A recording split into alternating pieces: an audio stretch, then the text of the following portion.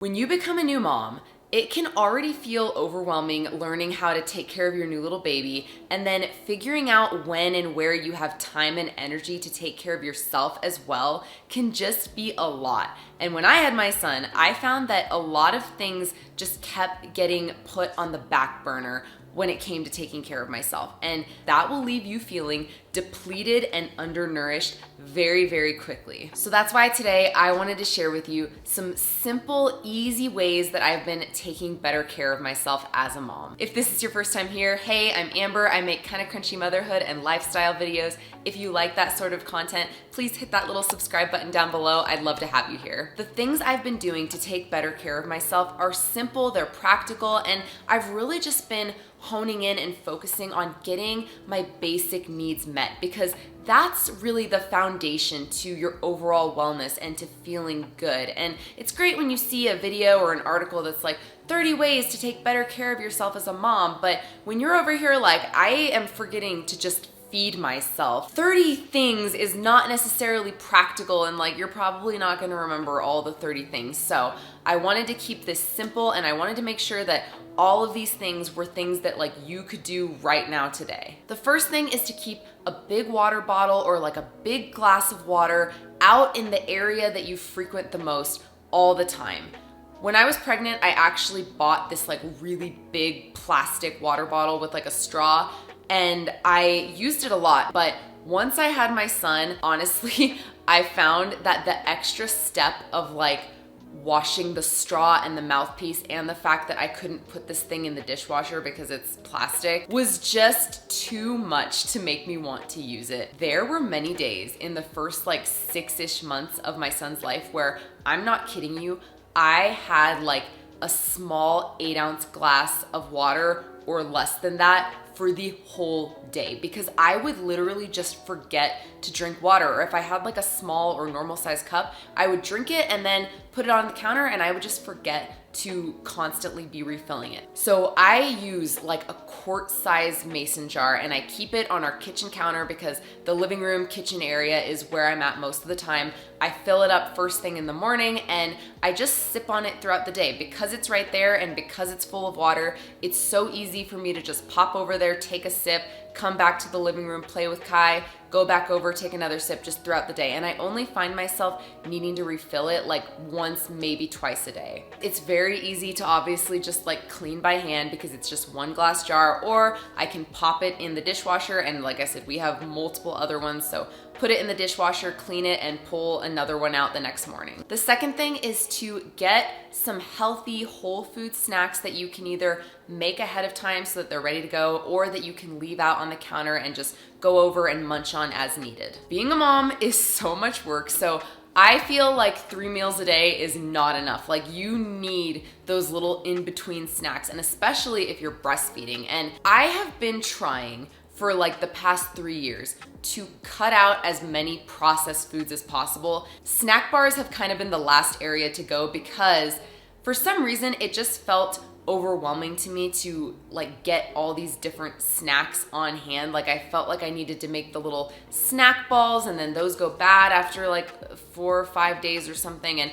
I like to have variety as well. Like, I don't want the same snack every single day 2 or 3 times a day. And I think that's another thing that can feel convenient about snack bars, that just by grabbing a few different ones, you feel like you're getting that variety, but they are definitely not the best thing for you. There are some that are better than others, but they definitely have like a lot of added sugars, salt, and oils. So I recently have been really making it more of a priority to get rid of those. We have like a few on hand, but I try to keep it to snack bars that only have like 3 or 4 ingredients. So like Lara bars or like the Chomp bars. And I try not to buy that many. Like, those are really more just for in a pinch moments at this point. So if you also feel kind of like overwhelmed by getting the whole food snacks, it actually can be helpful. It sounds a little overkill, but to like just put a little list together on your phone of some different snacks that you can kind of rotate through. And that way, when you need a snack and you're thinking like, oh, should I just grab a bar? You can just refer to that list. This is literally what I did. I would just look at this list and be like, oh yeah,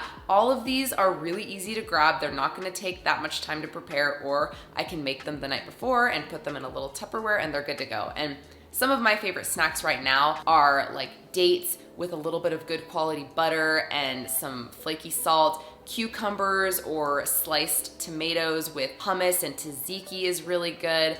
A little like meat stick or salami or something with some raw cheese, and you could drizzle like a little raw honey over the cheese. Fruit is always a good one with like some homemade trail mix.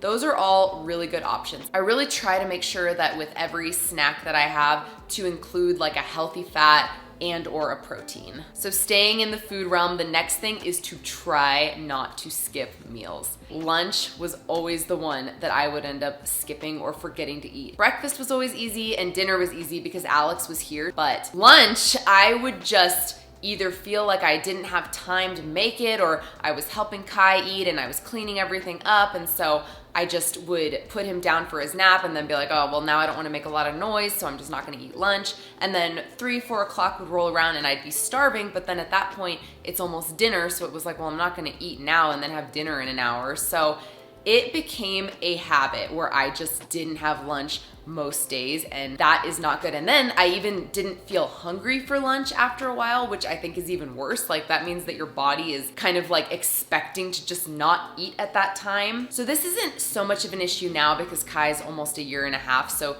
usually he will eat while I eat, and then if he finishes before me, I usually just leave him in his chair while I finish eating. But if for any reason he gets fussy, and if we were to have a second and I needed to put the baby down and they were getting fussy but I needed to eat, I would go ahead and just let them cry so that I can eat my food, because I know that them being fussy is just gonna be for a few minutes, whereas me not eating a meal can affect how I feel for the rest of the day. And that's also another really good reason to have those healthy whole food snacks on rotation, so that if for any reason you really can't get to a meal, you have those really good snacks that you could just grab and munch on, and it's better than nothing. The fourth thing is to try to get more sleep. And the most practical way that you can do that right now is to just go to bed 30 minutes to an hour sooner than you do now. And if an hour is like, oh, that's a lot, then just start with 30 minutes. This is so important, especially with young kids, because you don't know how your night is gonna go. They could have a great night and they could only wake up once or twice or not at all, or they could have a really rough night out of nowhere and wake up 5 or 6 times. And that was really one of the hardest things to kind of wrap my head around, is just not knowing how my night is going to go. That is why going to bed sooner is the best way that you can have a little bit of control over your sleep, because at least that way you are getting a little bit more on the front end. And I think this is tough with young kids because sometimes it feels like that nighttime is the only time that you get to yourself or with your partner. And I'm not saying don't prioritize quality time with your partner. I'm just saying that it is a small season of life, and it's really short when you think about it. It's a short time where your baby or your toddler might struggle with sleep. So it might just be a season where you prioritize sleep just a little more than you prioritize getting in that extra quality time with each other. And I know for Alex and I, there were many nights that we stayed up later than we should have trying to get that time in together. And honestly, it wasn't that great because we were just tired and in a bad mood. So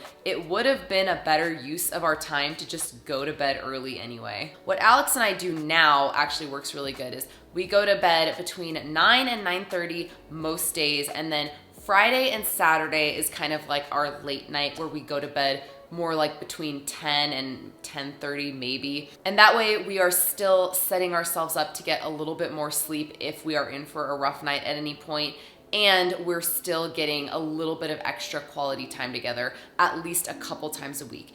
If your child is under a year, or like really if they're under 6 months, I would even say throw in 1 or 2 nights a week where you call it an early night and you just go to bed right after you put your baby or your kids down. The last thing, and probably the hardest one, is to not stress over every little thing. If there was one thing I could tell my brand new mom self, it would be that, just to not stress so much, because I was stressing out about like, is he eating enough? Does he have enough wet diapers? Is his poop good? There were times where he would just cry. This is like when he was a newborn. He would just cry for no apparent reason. There was one time he was doing that and we called urgent care because I was certain that something had to be seriously wrong. And they were like, well, does he have a fever? And we're like, no. And they asked us a couple other questions and they're like, it could just be like trapped gas or something like that. And I'm pretty sure that is what it is. But if you watch or read any like articles or videos, whatever, about second time moms and what they do differently, I guarantee you a lot of them are gonna say I would not worry so much. And there is a reason for that. It's because you realize that you were just panicking and freaking out over nothing or like really small things. And sometimes you can change everything that you want to and try to tweak and adjust your baby's schedule so that everything is perfect, and it makes no difference. They still sometimes aren't gonna sleep. They still are gonna cry sometimes, and sometimes that's just how it is. So I didn't Google all the specific effects that stress can have on your health, but go ahead and Google it. I know for a fact that it is not good for you. And if you are sleep deprived and hungry on top of being stressed, you are going to feel like a train wreck. Do your best to take a deep breath, realize that you are doing the best you can, and you're probably doing everything you can to make sure that everything is perfect for your baby. And be careful of Google and honestly, even like all the motherhood videos out there. Like, try not to go down too big of a rabbit hole because that will just make you feel more stressed. And people are so opinionated about what you do when you're a mom. And so there is always gonna be someone telling you that you are doing the wrong thing. Hopefully, if you're kind of in the trenches right now, this was helpful and you feel like you can implement these things into your life right now. If there is one thing you take from this video, it is this: do not under prioritize taking care of yourself, because mom guilt is a thing and it can feel like if you're not doing something for your kids or your family or your household, whatever, like you're being selfish or you're not doing enough. But when you take care of yourself, you are taking care of your family, because that is how you get the energy, the fuel, and the joy to do everything you do. So I hope you're having a beautiful day. Take care of you, and I will see you in the next one. Bye.